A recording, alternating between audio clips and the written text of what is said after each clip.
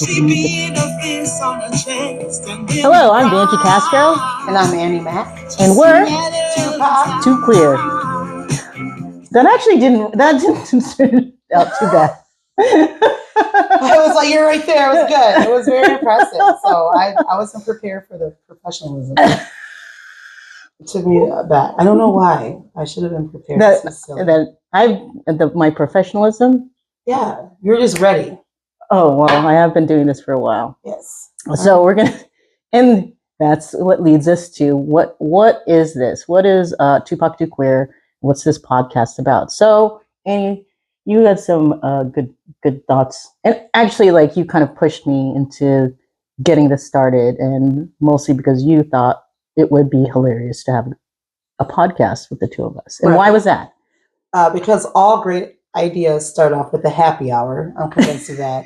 And I think when we get together, we just have really great conversation where we're able to speak very freely from our very distinctive perspectives, but also the things that we have in common, or just, checking in with each other. And I just realized that I had so much fun talking to you that I'm like, I bet others would be interested. Maybe not. Once again, it was a happy hour session of creativity of what that would look like for us to explore different things. Yeah, the more that we drink, the better looking we get, and the funnier we are. Yeah, it's like magic, right? How does that? It's always I've always believed that we're very magical anyway when we get together. I agree. So this is our first episode for our first podcast. So we're coming to you semi-live because this is actually recorded from my studio apartment. Awesome. And we have no sponsor, so I want to thank no one for sponsoring the show. So we thank ourselves and this plant. I thank Annie Mack. I thank my yes. Anyway, do you have a name for this plant? It's Doris. So Doris, it's been with me. Yeah. We're gonna talk. Look how she's upholding us, just stately and knowledgeable. Well, I'm a big fan of greenery, right? Like anything that's alive, because I think what's important, like one, as a single person, I think it's always important for people to know that you can actually keep something alive. So if you have your plan on like dating someone, so they're okay. Well, we'll talk a little bit about that. Like, I think what it's like to navigate the world as a brown person, queer person, both in kind of the professional world, also like what it's like just like personally, how we navigate like when we're out and about as people who are like looked at as public figures. I've been in the community as a community organizer for several years, and I met Annie Mack like 12 years ago when I was on the Gay Lesbian Community Services board at the time.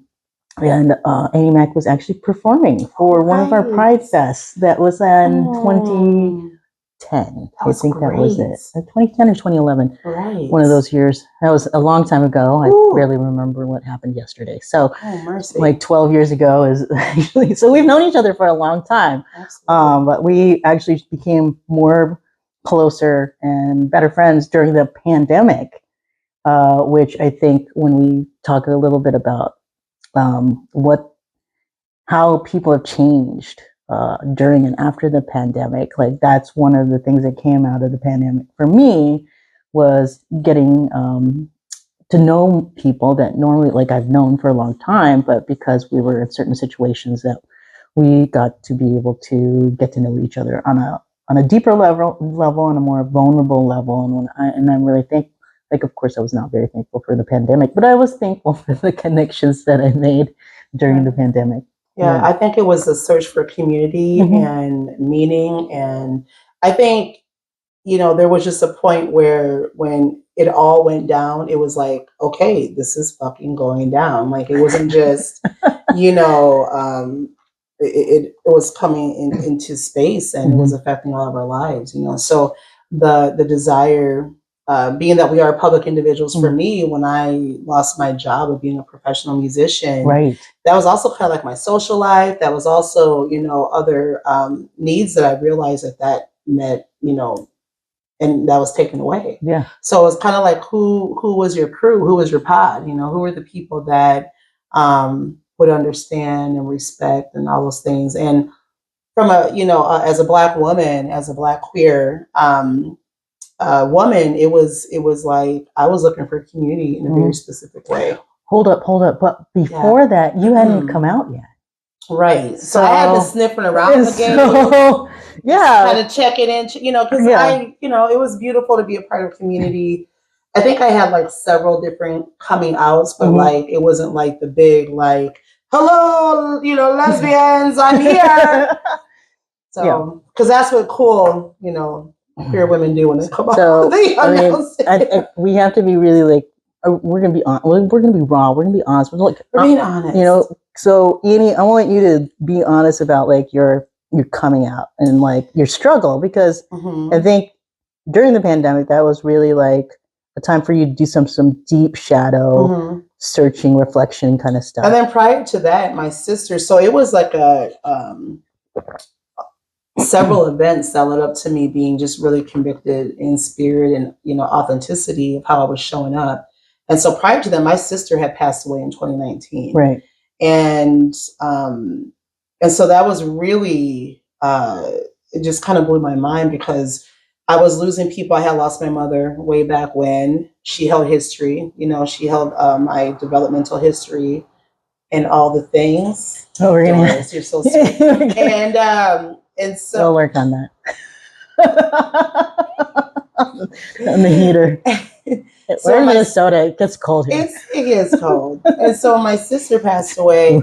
Blows her hair. It's like my history ended. There was no one else. There's no one else who holds history to my youth, to my anything. So it was a really, and just realizing like, as, you know, Black women, just how tough it is and what it looks like to live in society. I thought, I want to live authentically. You know, I want to be in the space of truth, radical truth with myself, and then also, you know, outward. And so it's been really beautiful, really tough. A divorce took place within that time. Right. Reconnection, you know, with queer community, you know, looking for nurturing. A lot of things took place. So we can go to that another time, but right. It was a time, like, I think a lot of people went into a space of, you know, personal accountability, radical honesty, you know. And then, I mean, what else are you going to do? Like, you know, we were locked up. Like, I think I was drunk for the first 2 to 3 months. And then they're like, oh, like my worst nightmare came true. They're like, okay, you need to educate your children. And I was like, you want me to do what? Oh, like, right. I'm not an educator. I'm not, you know, that's not what I do. So I had a whole new respect for educators, teachers, you know, in that way. And I'm grateful that they taught my children to read, because under my tutelage, that did not happen. It was like, it was like, we watching SpongeBob today. Great. You know, so anyway, I digress. So our first show, we want to talk a little bit about like our bucket list. So a little introduction of like what we're all about. And also like so our topic, how this all kind of became, was thinking about like, what are we doing with our lives right now? As I was standing actually over my kitchen sink and eating a chicken sandwich, because that's what you do when you're single and living in a studio apartment, and thinking about your life and thinking about that you basically are slowly dying.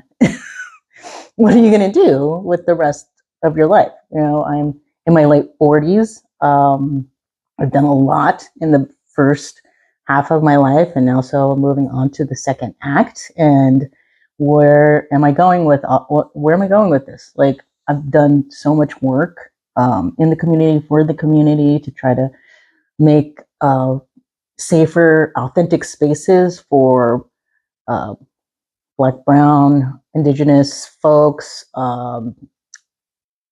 immigrants, basically everyone who is typically marginalized. And so now, you know, because of the pandemic, it made me start to refocus on myself and think about like, what do I want? What do I want for myself and for my life?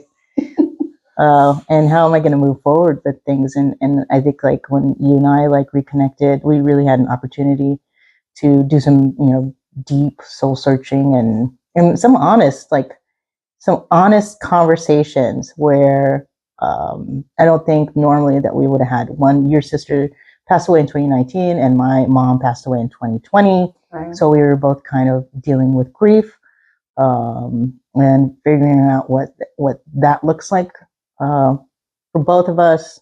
At the same time, when we don't have the normal outlets that we have to be able to deal with,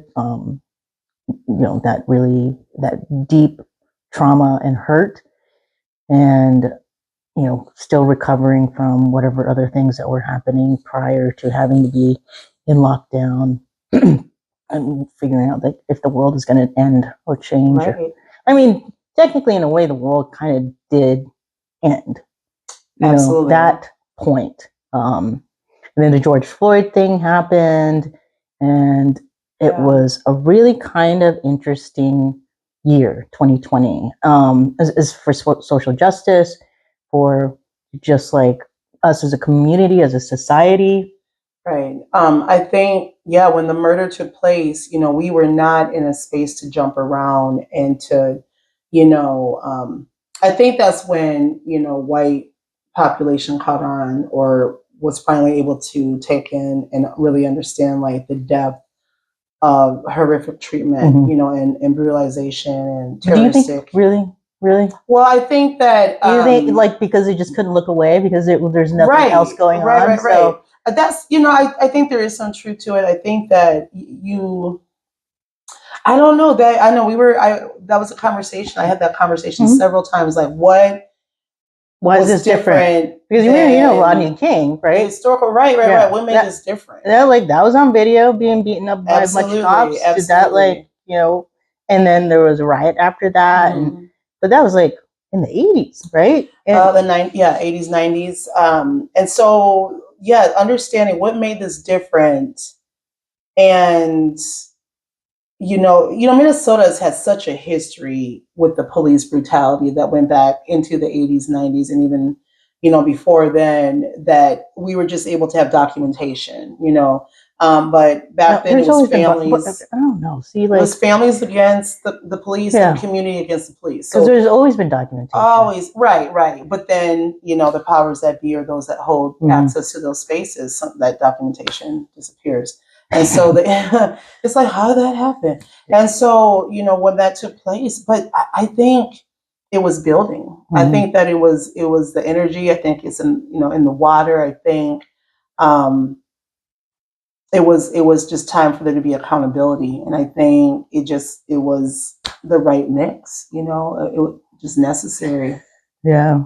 And but now like 2 years later, 3 years later, yes, since 2023 now. What's interesting is when I speak with white-bodied individuals and they make the statement, well, things are better. Are they? And it's like, no, did you ask? It should be a question. Are things better? Right? And that's the funny part. It's like, it's interesting when... For who, though? Right. Yeah, who's it better for? Because black and brown bodies are still being brutalized. Absolutely. So black it's kind and brown people are still dying. Well, it's better. Yeah. And they're the definition of they set the standard of like, well, that should be good enough, right? Like, you got your little square and everyone came down and it got national recognition and... like no one's picking cotton when I was driving to work today. You keep saying that you want your 40 acres of mule. You want your where's my reparations? Right? Yeah. I'm sure people are like, well, I was it was interesting. I've been looking at houses, and I'm going to jump back to the subject, but it's interesting the lack of really historical knowledge or even conviction or even like awareness. I'm looking at houses and they stage the houses. Yeah, of course. Right. And I walk in and everyone's different. And of course there's a cotton plant. Like this nostalgic piece of Americana from the plantation in the home, like adorning, like, oh, welcome to our plantation. Well, it's probably from like Pier 1 or something. Do you want some lemonade? Would you like some, like, what do you want me to say? And I'm like, why do you have a cotton plant? And do you understand the significance of that? It's just like in Midwest charm. Yes. Right. Well, wicker. Yeah. He's coming out of is it And coming out flags. of a vase? And oh yeah, it was. It really was. And there was flags and how patriotic. So I'm like, they have to know, you Mhm. know. And so even purchasing a home I'm asking the question, am I safe? And it's interesting to work with real estate agents who are like, it's like, yeah, do you hear that question? From Black folk, are you hearing like, is this? So, have you found somebody that is a culturally sensitive real estate I think broker? so. I think so. I think I'm finding people who are hip. However, it's, as you know, we have to educate. We have to let people know like this is serious. I have Right. children. Because of who I am, my lifestyle, just visibly, I do want to make sure. Like I'm looking for signs in the yard. I'm looking for black light. I am looking for things when I'm choosing a neighborhood and where I want to Yeah, reside. you want to make sure That that the there's neighborhood's community and safe, safety. right? Absolutely safe. Exactly. And so the definition of safety. I personally do not care about my own safety, so I just end Hey. up in places that I want to make people uncomfortable. Yeah. Right. I just take up space personally, and then Yeah. people I feel like if I'm in a space and I take up space and I'm my real authentic self, like either people are going to be uncomfortable or they're going to figure out a way to be like create an environment that's going to be welcoming for me. And sometimes that's kind of like my radical way of changing the narrative is like just taking up space. Right. And a lot of people can't do that. A lot of people feel really, you feel unsafe in a lot of places. When I'm performing, that's where I show up. Right. But I'm finding that in my personal, where I reside, where I have to go out and do the things, that is something that I never really took it, because I grew up in a predominantly Black neighborhood, and the white people or the different cultures, this was the neighborhood. It was community. There was respect there, right? And so in Rochester, it's completely different. It's like you can almost just an energy, or like the signs that I'm looking for. There's also the other signs where it talks about, I've never, the flag has become a symbol of White supremacy. White supremacy, and well, I feel like hatred. the American flag has always been a symbol of white supremacy. Right, but I used to have a pretty healthy respect for, it's at one point when I tried to be open and do all the things, and then now I'm just like, man, if I see certain things, it just really turns me off. Well, mostly I think that So to the answer your idea, question, yeah.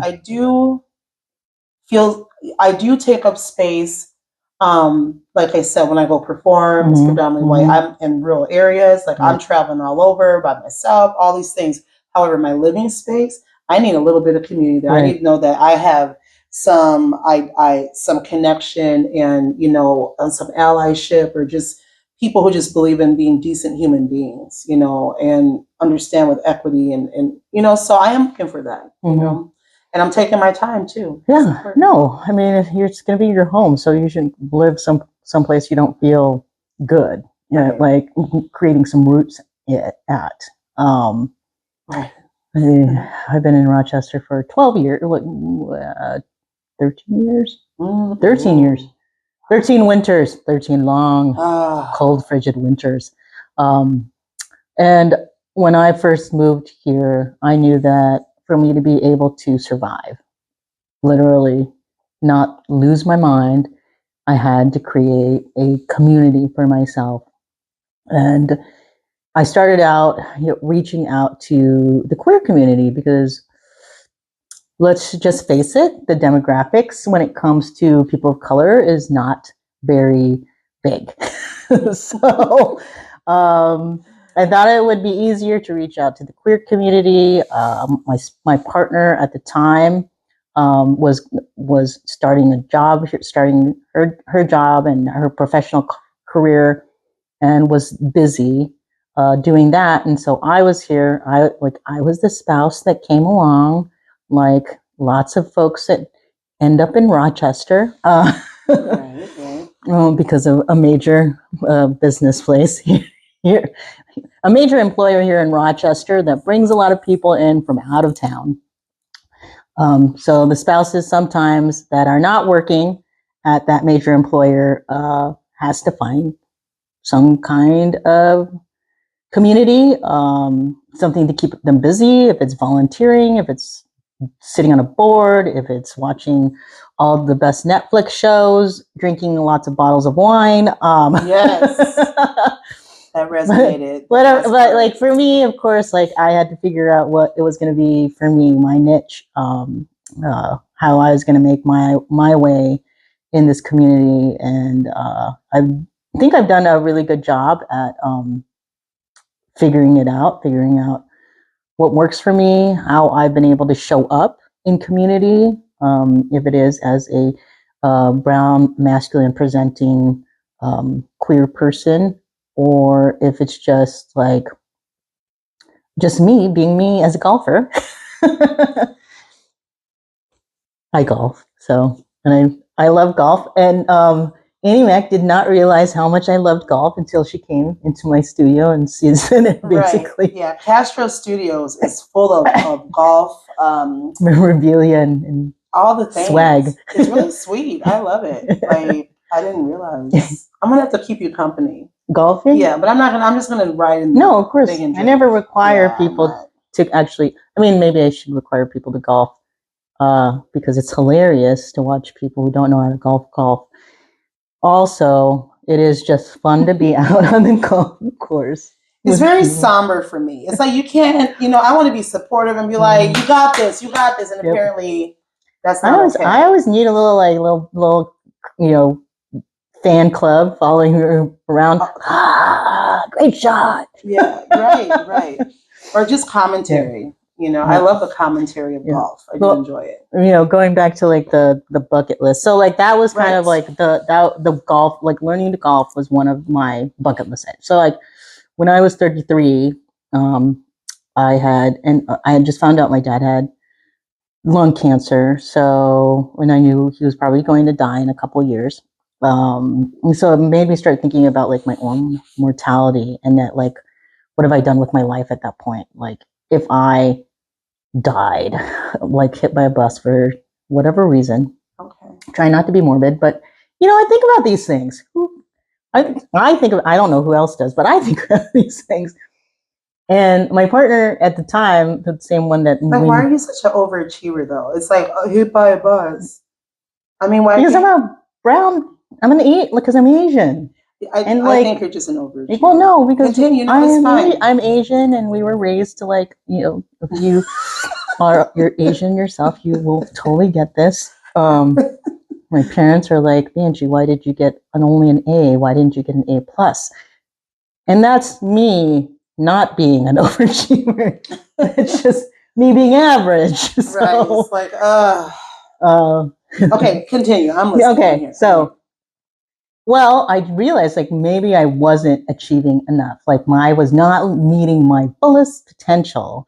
And people would tell me this all the time. And that's fine, because I really didn't want to meet people's expectations or my fullest potential. However, when you think about like your own mortality, then you start to wonder, if I did get hit by a bus, what would I be okay? Like, have I done everything that I wanted to do? So then I had to kind of think about like what were some of the things that I wanted to do. So I wanted to travel internationally a little bit more than I had in the past, more intentionally. I wanted to, when I turned 40, I thought like that was a good time to learn to golf, because I thought golf was really like for old people and very pretentious, people who are like entitled and usually middle-aged cis white men. So I thought that would be great for me to learn to golf, because I need to take up spaces where middle-aged cis white men constantly congregate, because so they can get used to like people like me, and that like aren't always like Tiger Woods. So, so running a marathon, going to Italy. I wanted to go to Bali. Haven't gone to Bali, but I had traveled to the Philippines a few times. And basically, like I wanted to get married, fall in love, have kids, all of those things. Did run a marathon, did start playing golf, had gone to Italy, did not get married, was engaged, broke the engagement, did fall in love, fell out of love. The emotions of it all. I'm experiencing right now. Yeah, so it's like I'm basically living life. Like, I think the bucket list gives you that intentionality to go out and live life. Right. Like, to the fullest, no matter how scared you are. However, like, I'm not gonna lie, like, I don't always shoot my shot. Sometimes I'm afraid of taking chances, taking risks, and worrying about like embarrassing myself or putting myself in a situation that will hurt me or hurt or harm my reputation more than my physical being. Right? And yeah, so other than that, like when I think about my new bucket list, and you had brought something up that I thought was really interesting when you talked about different kinds of bucket lists. You talked about like a bucket list of desire.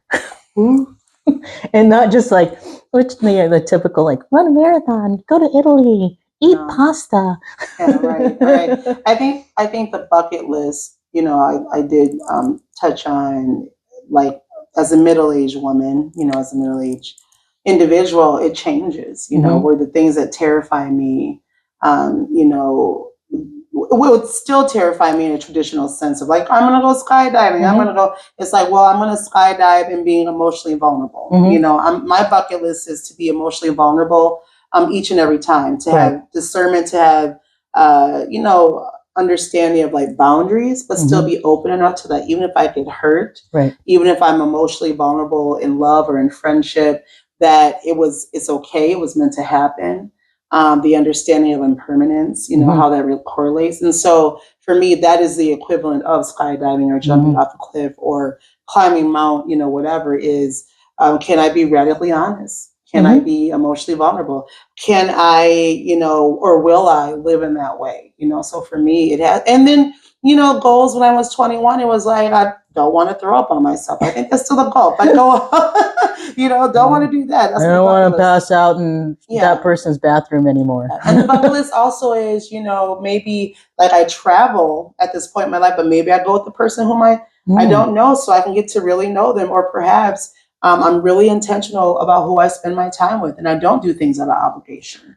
Also, you're looking to buy a house, which is that a bucket list item for you? Absolutely. I didn't realize it was. I didn't realize it was something that I think is important to exemplify to my children and generationally. Yes. As a Black homeowner, it's important. So growing up, it never occurred to me that I could own a home. I understood the knowledge of that. Well, it's different because you did own a home with your ex. But so, it was technically not your home. Like you moved into it. Right? Yeah, I moved into it, and so the process, and interestingly enough, and I'm still learning about this, is if your name pops up on that title, even though you weren't a part of the, you have to wait before you can get the homeowner, the first time homeowner, and all that. So it's kind of like, But anyway, I'm learning, and that's, once again, I digress. So yeah, the bucket list, but then it's also the bucket list of desire, right? Right. Like list of desire of just like what really, like the radical honesty of like what really turns you on, like what really was something that you've been thinking about that you want to lean into. And once again, like I've had 3 children, and I am not feeling the most, but there's been this movement of showing the belly, like showing the belly, and it's so cute. I'll probably add that, like, so Annie Mack likes to send me this picture of like, this is. Keep it real, Banshee, because this is really what it looks like when I look in the mirror in the morning. It's so sweet I'm going to add that. It's true, but it's sweet to see these young people who are embracing, like they're wearing the mom jeans and the little bellies popping out. And it's like, so I felt like, I can show a sliver, but just even embracing my body is a bucket list of life. And then, of course, I want to do the traditional fun stuff. But anyway. Live our lives. I want to live. And what does that mean? I was about to like bust out in song, but that's not my thing. That should be here. No, I'm not that great when it comes to certain styles of singing. Oh yeah, sad. Well, I think that when I think about like the idea of like the new bucket list of desire. Just throw that in there. And unlike, my friend who wants to go to every single like Disney out there, that's one of her bucket lists. And then we have another friend. Wait, they want to go to the Disney? They want to go to every single Disney in the world. Like Paris? Like, yes, Epcot, Disney, yes, Disney Paris, Florida. I think they've already been to one in California. Isn't there one in Japan? Oh, yeah, right. like everywhere, That's wherever, cool. wherever, like Disney is everywhere. But yeah, where every Disney that is out there, they've been a big, huge fan of the Disney as long as I've known them. I've known them since high school.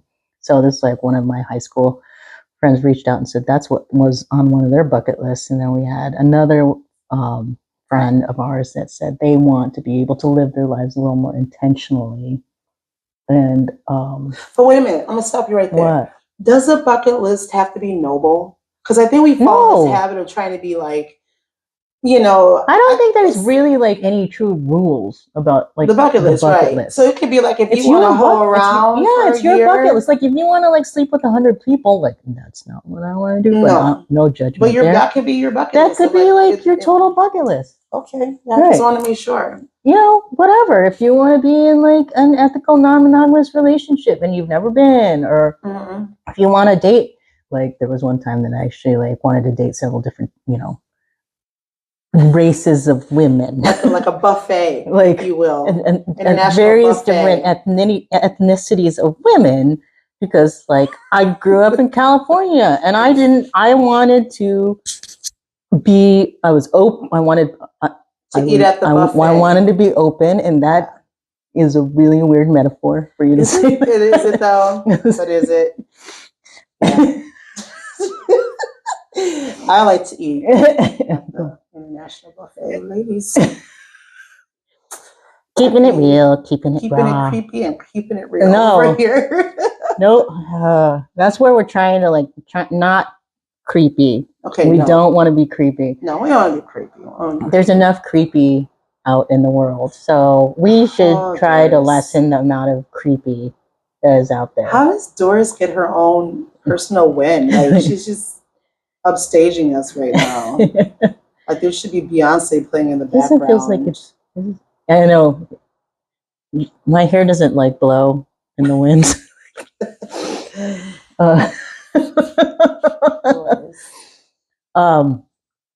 So the bucket list of so there is no rule, like there should be one rule, maybe like you can't talk about the bucket list. No, there should be like a rule about the bucket list. First like rule. It doesn't necessarily like you can have a bucket list and you can have as many things as you want on the bucket list, and it doesn't necessarily mean that you have to do all the things. I think it's important that you should try to do all the things that are on your bucket list, because it's the action, it's the lesson that you learn in implementing a plan.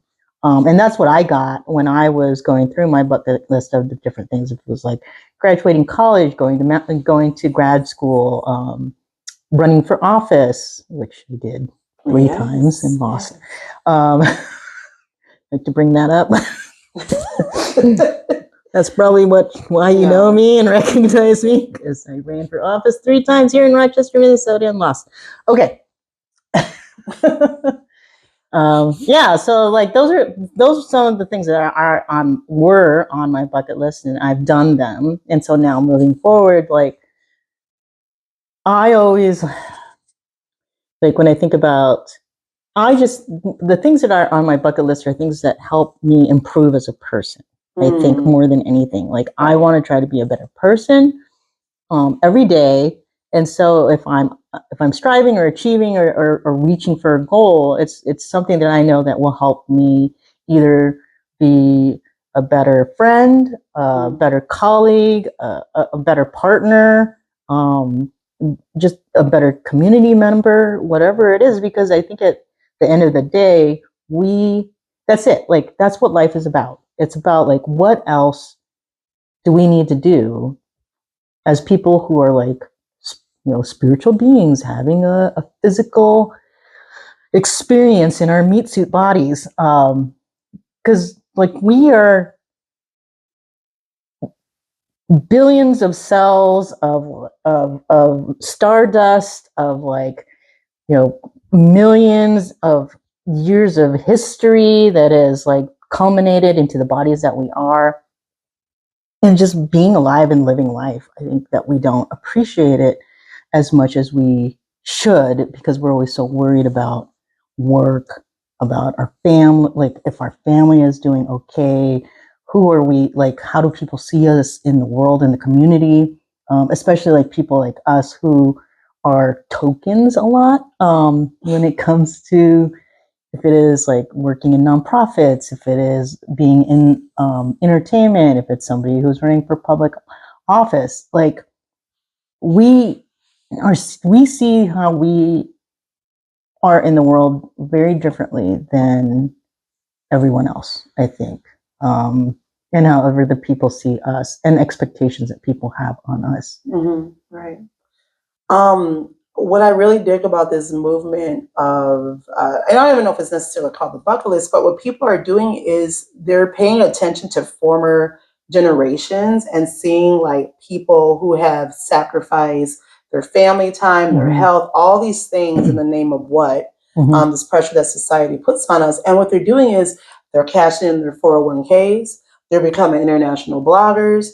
They're, you know, so I'm inspired by people who are really pursuing beauty in everyday life, what that looks like for them. The bucket, like just living authentically, you know, like, and so for me, like I follow all these accounts on Instagram, and I can't tell you how beautiful it is to see like Black joy and the pursuit and doing things like moving out of the country and starting this life with your children, you know, so it's been really neat to be inspired. Are you planning on moving out of the country? No, not yet. However, but I'm inspired by like what would feed me spirit. Like that's where I'm at, and at this place in my life was like what really genuinely feeds me. Like you said, spiritually on a very deep level, because everyone's like, "Oh, chase your joy." You know, everyone uses that so generically. What does that even? What does it even mean? It's like, oh, if it brings you joy, it's like, you know, sometimes folding my underwear brings me joy. Right. So right, and then doing this while you're playing. So like, so you know, for me, it's like, yeah, the bucket list of like, I think maybe I would just personally call it living authentically, and then taking that step, taking that when it doesn't fit into what I've been normal, like what's been normalized for me, what that looks like. So being all kinds of gay at this time in my life is, you know, but word on the street is actually happens quite a bit. You being all kinds of gay? Or? All kinds of gay, it's like midlife gay crisis. You know? Oh, are we having a midlife gay crisis? No, but it's finally like, it took a long time. And I didn't even know when I was growing up, I didn't even know it was a choice for me. Oh, to have a midlife gay crisis? Yeah, I didn't even know you could be gay out the gate. You know? And so, yeah, I had no idea about that. And I was just trying to live this life of doing the right thing, being, you know, all these things. And it's like, what? You know, so anyway, so that was the start of, and I'm getting a little bit more open to doing things that really do nurture and feed me spiritually, even if it's kind of lame. Like let's not do that. We're not lame, but even if it's something that because is not traditionally really, you're gonna support me in I support you. I support you in everything that you. You're gonna support me in bird watching. Whatever you decide that you want to, how you want to express yourself in your, if you want to be a Black queer bird watcher, I'm down 100%. Really? Oh yeah, I'm all for supporting you in whatever things you want to pursue. I don't know why there's not shame in that. It's just, see, now that I'm gonna get up at 5 a.m. and listen to NPR, there's a lifestyle that goes along with that shit. Yeah. Yeah. I'm gonna eat. It's the same as like, I'm gonna eat a shredded wheat biscuit. I'm gonna pour like 2 cups of milk in there, and it's gonna soak it up. It's gonna levitate out the bowl. Shredded, anyone? Well, if I'm giving away my age, anybody has to eat the shredded wheat biscuit. Yes, because you gotta make sure that you get enough fiber in your diet. I'm gonna be drinking Clamato. When you get a certain, that's what happens. You have to make sure that you're getting enough fiber. No, see, it's a whole. It's like so. Where's my TV guide? I just gave you. Reader's Digest. Yeah, see, What's your National Geographic? I can't go watch those fucking birds. I can't. I thought about it and I just ran through the whole thing and I'm not ready to go. Well, I mean, okay. Oh, like I want to know, what are you going to do with your music career? Like I'm going to ask that. I'm going to ask that hard question. Like, so Annie Mack, where's your music career going to go? Is this on your bucket list? Like, right? Are you planning on like releasing another LP? I think I'm going to do a full album, whatever. And I think it's going to be my just maybe your swan song, my baby, my swan song, my opus. Oh, I think it's going to be brutal, not brutal honesty. Why do we say that? Brutal honesty, radical, radical honesty. There's a line that I wrote the other day. I thought Testify was supposed to be radically honest. I don't know. I think Testify was moving in that direction, but there's a line that I wrote the other day about love, what love is like for me. Oh, now. And I wrote forever. For now, just period. Like love does not show up in this romantic. And I wrote, love is like butterflies bursting from my chest. Oh, that's a good line. Covered in bits of blood and pieces of flesh. That is love for me. Like you get the exhilaration of these butterflies and this beautiful, and it's like, no, because it's covered in blood. It's like this beautiful, feeling, but for me it's such an exposure. And it's like, I believe that beauty and then rawness can embody the same space. As a matter of fact, I'm kind of skeptical if it doesn't. Well, I like a little ugly. I like a little earthy. I like a little, Well, I think like you can't really feel true love and happiness if you haven't felt heartbreak and sadness. Okay. Because I think like you have to have the. No, we're just going into the space for like you. What? You're like, whoo, like okay, I'm here for it. Yes. Yeah, I'm so 100 because I'm. So I decided, since I am single, and we need to change that. No, stop it. Anyway, so that I'm single, so I decided to go on Hinge. Unhinged? Hinge. Okay. Should I even say that? Anyway, I'm on Hinge. I will. Is it the Hinge? No, well, I'm on a dating app. And I'm on a dating app. Maybe I should like not say which one it is. And I'll bleep that out. Since they're not sponsoring us, right? So I'm on a dating app that basically you put a door on, right? Yeah. And one of the questions was, "What is it like to date you?" And my line, let me. Okay. My line was, "What is it like dating you?" And I said, It's like sunsets and rainbows. I'm predictable and amazingly beautiful after a storm." Oh, I love that. That's so good. You're gonna get all the ladies. No, I'm not. But I did also say that I care about your feelings. So that might actually help. Did you say that? And I care about your feelings. Seems like it should be a big thing, like right. But I don't know. Some people don't really want you to care about their feelings. Anyways, they don't. No, they do. They want to know, like I do. I do. Well, care. because we appreciate that. Well, I want to know, this point in our life, we've done some work to where we can. I can't speak for you, but for me, I've done some work where it's like, yeah, I need that. Like, I need you to care. I appreciate it. I don't see it as a weakness. I don't see it as, you're a chump. I'm not really sure what's happened to me as I've gotten older. I think I've become like radically sentimental. Right. Oh. And I do really do worry about my friends and family and always hope that they're doing well, because we're not. I think as a society, we're really struggling right now and we're not doing well. And so people who I care about, who I love, and I want to know if they are doing well. And if they're not doing well, I don't know if there's anything that I can do to make their lives better. But if there is something that I can do, then I will do that. Whatever I'm able to, whatever I'm capable of doing to make my friends and family's lives better, I will do that. If it doesn't put me out in any way.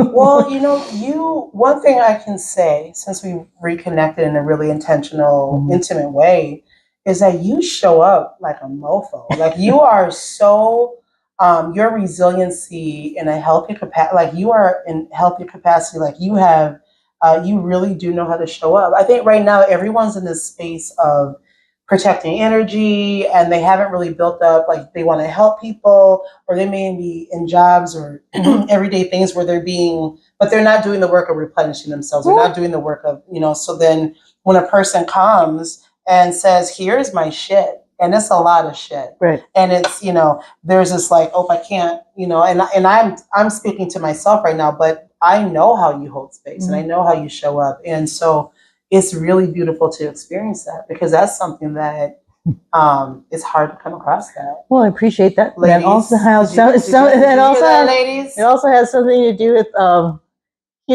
like what I said earlier about like what I put on my bucket list is like it's very intentional. It's about shaping me to be a better person, to showing up. And somebody said something like I think I was on TikTok about everything we do right now in the present moment shapes our future. And everything that we did in the past shapes the present moment. And so, which still shapes your future. So we always have to be like mindful, like that anything that we do has an impact for the rest of our lives. Like if it is in our own life or other people that we have an impact. I was kind of also reading like this other quote from 5 People That You Meet in Heaven. Do you remember that book? No, I'm not as intentional that way as you are. Well, like because I'm doing a lot of I'm doing all the things because of like we're having this conversation about the bucket list. So like the idea of like what are the 5 people that you meet when you're in heaven, and it was really great. Like a quote that I read from that was like the idea of when you're talking about love is that even people who are gone, that you no longer had that love for them, you still have the memory of the love, and that is the memory of that love that you had for that person, even though they're no longer with us, is still our partner, is still the memory that we dance to, is still the memory that we hold close to us. And even though that we can't continue, and then this was always the struggle of like the grief and loss for me, is that I'm not going to be able to make new memories with these people that no longer are with me. However, I do have the memories that I had with them that I will continue to bring forth with me as long as I'm alive, to keep their hearts and their souls and their beautiful souls and smiles alive, because they always will continue to live inside of me, right? And that's just like it's beautiful. That's so profound. And that's just like a really hard thing for people to embrace, the idea of loss and grief and mortality, is that to be able to even think about having a bucket list is the fact that you will no longer be here. Like you have to accept and embrace the fact that we aren't going to be here forever. Right. And so what do we want to leave behind? Yeah. What kind of legacy do we want to leave behind? And when you think about, when you talked about me being this overachiever striving, it's like, I'm not just living my life for myself. I'm living my life for my ancestors. I'm living my life for my parents who no longer are with me. I'm living my life for my friends who have passed away early in their life. I'm living for basically, for my future descendants, right? Right. My great nieces and nephews, or whoever is going to have to live with my legacy. And I would hope whatever legacy that it is that I leave behind is one that they will be proud of. Right? Oh, absolutely. Right. And and having the understanding of living, living life and pursuing those things. And I mean, even just when you're speaking about like running, for doing the political, journey, and then also the things that you've done, just saying that, it's like, that's a lot. That's a lot, it's a lot that you have already accomplished already. And so now you get to go into this space of like, what, You're a golf pro. Well, I always like to joke about like brown excellence, right? Black excellence. Like we're always like we have to. About that today. For us, yeah. Well, this will be a different like episode about like brown excellence and black excellence and what that means, like for us, what that looks like for us, and why that sucks. Yes. right. It was so necessary and understanding, and now it's kind of like, but that is for another time. So we're gonna wind down. We're winding down. Yeah. Or you do like a mantra. Oh, I was just thinking, like, this will only be like an hour at the most, maybe less, 50 minutes, 55 minutes, whatever people's attention spans are. Because I know that I don't like being in Zoom meetings that are longer than an hour. So, but if you're like, if this is interesting to you and you're like gardening or shoveling your driveway and you're listening in on us just bantering back and forth, hopefully you got something out of this today, and maybe hopefully that you'll think about what's on your bucket list if you actually have one, or if you've thought about creating one and you've always put it off, which I think a lot of people do. Think about like making a bucket list, but then never getting to it because we always think, I'll do it tomorrow. And that's also something that people need to think about, because sometimes tomorrow might not come, right? And that's happened for like a lot of people. Indeed. That tomorrow didn't come and they kept on thinking, well, I'll do it tomorrow. Right. Which is fine because I'm lazy sometimes and I don't want to do it tomorrow, but I have created, but I have been rethinking like my new bucket list after looking at my old bucket list and what I've done on it. And the bucket list of desire. The bucket list of desire. It doesn't mean, and I'm not talking about butt stuff either. Oh, okay. I think you should draw an illustration of what you are talking about and making the difference between actual butt stuff.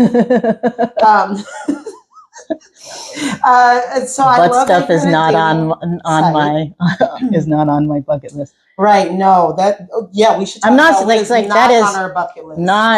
Not judging anybody that is into that. Like I've like that's butts unite. It's just not on my bucket list. So I'm dating. No, I'm not dating. No, I'm on a dating website. Yeah, I'm gonna creep on you a little bit. That'll be fun. Gosh, this is. So we can talk a little bit. For those of you who are on those dating websites, I'm gonna say something, and we're gonna lose all the followers, all three. Stop putting your animals in your dating stuff, okay? Especially your animals are as a lesbian. I don't want to see your cats. No, they want cats. They want dogs. We don't want dead animals, and we don't want you holding a fish. Like, no. But as for queer, femme, mask, what like? But why the cats? Like, why the pet? Like, what is that? Is it like you're telling me that you like animals better than people? Some people do, and that you realize, right? And so when you do that, when your first few profile pics of your pets. They're wearing bunny ears. Well, because they're German. It's like you're telling me you like animals better than people. Well, sometimes. And then I'm going to take second place. Whomever's going to date you is going to take second place. Well, you have kids, so that's also a thing too. But do I though? but do I? You talk about it. Like they exist. Well then. I don't hold my children up like the Lion King. However, but whoever is in your life is going to come second or third. Absolutely. But they're going to want to. And hopefully 100%. Like if somebody comes into your life, they are not going to be they should not be number one. Right. You should always be number one. Right. First. Right. Ooh. And I also believe even with sure, your kids are important too, but it's kind of like that. Put your oxygen mask on first before you put it on your kids because you're no good. Okay, wait, hold on. If you're not taking care of yourself. I'm just saying. Okay. Just saying. I was nervous for a minute. But you're complete, and that's the bucket list. That's another one. Like once again, the bucket list has changed when we step into being older. What does self-care look like? What does that look like? Yeah. That could be the casino for some of y'all. Or drinking wine. Drinking wine, you know, That's fine too. right? But we're not drinking wine. Not drinking wine, self care. Like, what does that like? What does that even mean? So, yeah, I think that's good. I have some ideas about Doris. Yeah. I feel very threatened by her presence. Do you see how I don't even take up space with Doris? She's just like two queers and a pathos. Two queers and a pathos. Thank you so much for joining us for our very first thing. We're doing this thing, and it's going to get better and better. And once again, my name is Annie Mack. And I'm Banshee Castro, and we are 2PoC and 2Queers. So thanks, and have a great day. Felt it in my spirit, and I saw the signs. I held my breath as I watched her hold on. She screamed as she beat her fist on her chest and then the ground.